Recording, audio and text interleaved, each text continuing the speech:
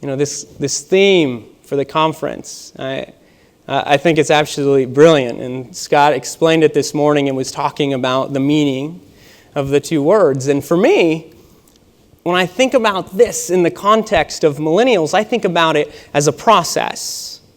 How do you get a generation to go from no, I don't want your product, to now I know how incredibly valuable your product is? Well, I think that's a leap. And the way we get there is to simply fill in the missing link of not yet. Instead of turning them down and risking that they may not come back, that they are crippled by the failure, by the screen that says no thanks, with no explanation, no route to get there, just a no, or that they find another way, why don't instead we tell them not yet? Because what millennials need is not to view you as a guard at the gate.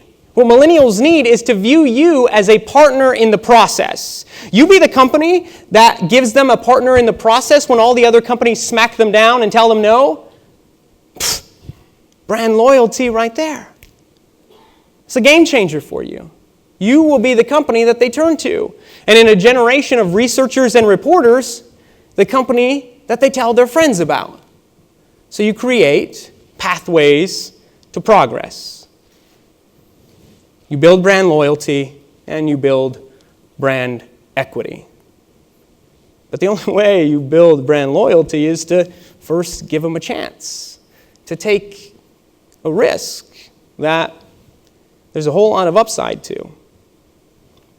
The pathways to progress really comes down to three things. First, you don't tell them no, you tell them not yet.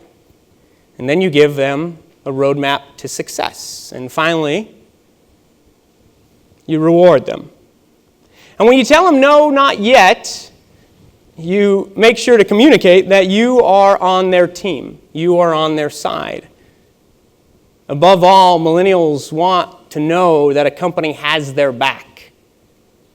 You communicate that to them up front. And then simultaneously, you start pulling other sources and other data points. Because FICO and the score from the credit bureau, that's not a complete view of the generation.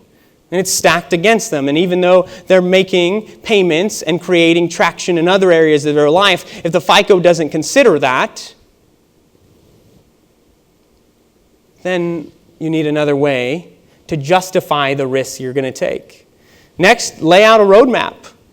Say, I'm in your corner, not yet, but here's what the next X number of months, maybe it's 6 months, maybe it's 3 months, maybe it's 12 months, whatever makes most sense for you and your organization. But you say, over the next period of time, this is what we're going to do, and I want you to succeed, and I'm going to be with you this entire time. And when you lay out that roadmap, you give them a dedicated support team. Not some call center that they have to wait on hold for 30 minutes for, but you meet them where they're at. Facebook Messenger, WhatsApp have surpassed the other social networks in downloads. Companies are now building entire customer support centers on WhatsApp just to target millennials. So that way, when I have a quick question, I pull out my phone, I send a WhatsApp. And my partner in the process says, great question, Paul. Here's what you need to do. Keep going. We're with you, bud. We got your back. And finally, when they complete that, you celebrate with them. But you also make it clear that you are still on their side and you are not going to leave. Because when the other companies turn them down, you are the one that gave them a chance. You are the one that said, hey, I'm in your corner, and we're going to make this happen. Growing up, my mother always taught me that always and above all, I should be a gentleman, and anytime I had to guess or estimate a woman's age, I should be conservative, be vague, and be polite. That I should always round down 1 or 2 decades. So in my best gentlemanly guess, this woman was 70-ish. And so I say, ma'am, what is it that you love about millennials? And she says, you guys, you're just so adventurous. You're so willing to learn. She said, the thing I love most is that you don't just want to make an income, you want to make an impact. You want to dedicate your life to some bigger mission or purpose in the world. And every time I'm with you, I feel like my heart is telling me that I need to be doing more. She said, I'm so inspired by your generation. And every time I'm with you, I feel like I leave better than I arrived. I think I found my soulmate. About this time, her husband, who's having a conversation with somebody else, he finishes up the conversation, turns around, not because he thought I was going to steal his wife and run off into the sunset, but because he had something to add. And he says, clarification. We love millennials because they're our grandkids, not our employees. Turns out he was former CEO of the company. He's now chairman of the board of directors, so he's close enough to hear about the challenges regarding millennial employees and consumers, and far enough away that he simply doesn't have to worry about them. He could just love on his millennial grandkids. And I share that with you this afternoon because I think that's part of the real challenge here.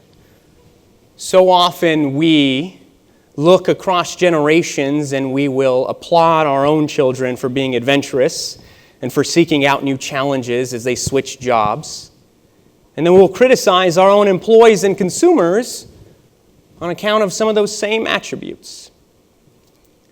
And if there's anything that you can do that's going to eliminate 90% of the problems that you face with millennials, it's this. We can never at any time forget how interconnected we are across generations. Because baby boomers, you're the generation who essentially shaped my generation. And when we begin to forget that, when we begin to just point fingers and talk about how bad they are or what's wrong with the next generation of consumers, we go on the express route to frustration and failure rather than capitalizing on the massive opportunity that's in front of us.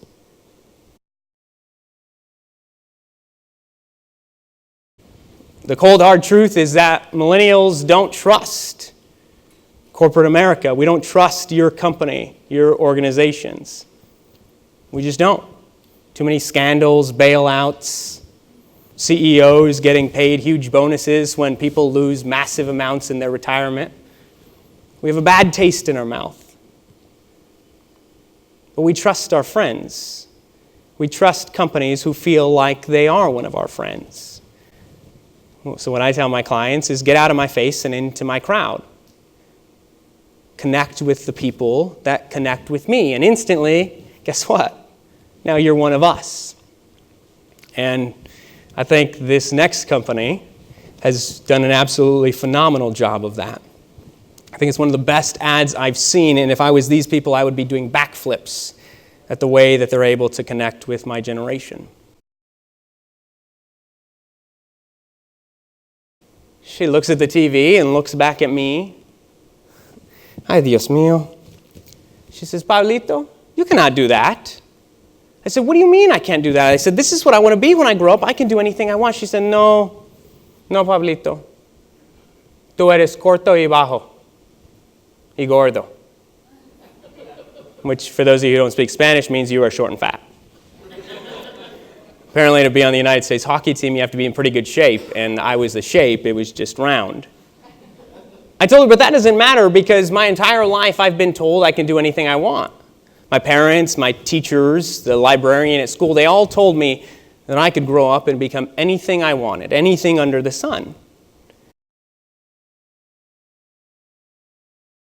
What can I say? And for those of you who don't know this or don't realize it, Seamless is an actual company. This is a real brand. It's one of the plethora of food delivery services. Because as she so eloquently said in that video, why pick up a phone and use it for its intended purposes and actually talk to somebody on the other end of the line when you can simply press a few buttons and have Korean tacos delivered by drone to your window? And if you think this is some faraway idea, then recognize that it's not, because last week, Chipotle announced that starting next week on the campus of Virginia Tech, they're testing out a new pilot program where they'll be delivering burritos via drones to students.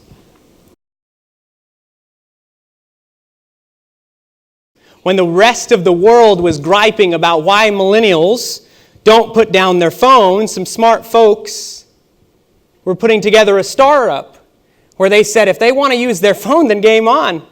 Let's figure out how to give them an app on their phone to connect with a car.